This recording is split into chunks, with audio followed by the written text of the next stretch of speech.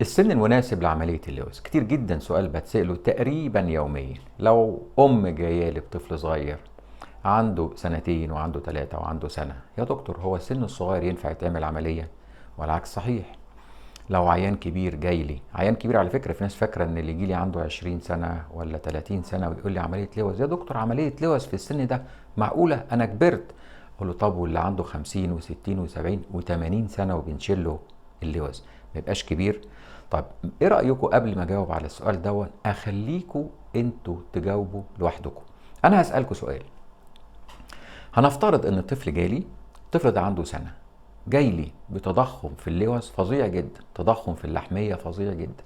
الطفل ده بيشتكي بخنقة، بيشتكي بشخير، بيشتكي بكتمة نفس، بيشتكي ان صدره على طول تعبان، وكمان بيشتكي ان ودانه على طول وجعاه، ومامته والدته على طول كل اسبوع عند دكتور.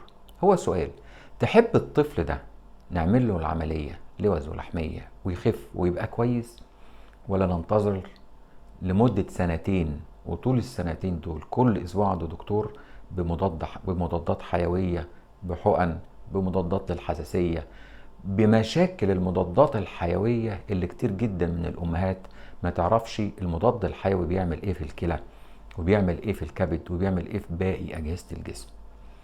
طيب يا دكتور العملية في السن الصغير خطر. خطر يا دكتور السن في العملية الصغير؟ طب أنا خلينا نتكلم كلام طبي. كلمة خطر يعني ايه؟ هل كلمة خطر إن ياخد بنج؟ طب أجاوب لكم، ما بتسمعوش إن في أطفال بتبقى مولودة عندها يوم واتنين وشهر وشهرين وبتدخل تعمل عملية قلب مفتوح بدون أي مشاكل في البنج وبدون أي مشاكل في أي حاجة؟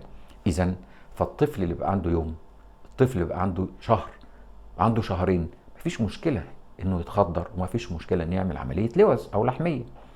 طب يا دكتور نشيل لوز لطفل عنده سنة، أمال فين الكلام بتاع خط الدفاع الأول والكلام بتاع المناعة يا جماعة الكلام ده قديم خلاص. وياما قلنا في التلفزيون وفي الحلقات إن الجزء سواء الجزء بتاع اللوز واللحمية ده جزء صغير جدا من مناعة كبيرة جدا في جسم الطفل. مش وقته ان احنا نتكلم الكلام ده، وانا فصلته وفسرته كتير جدا في حلقات قبل كده.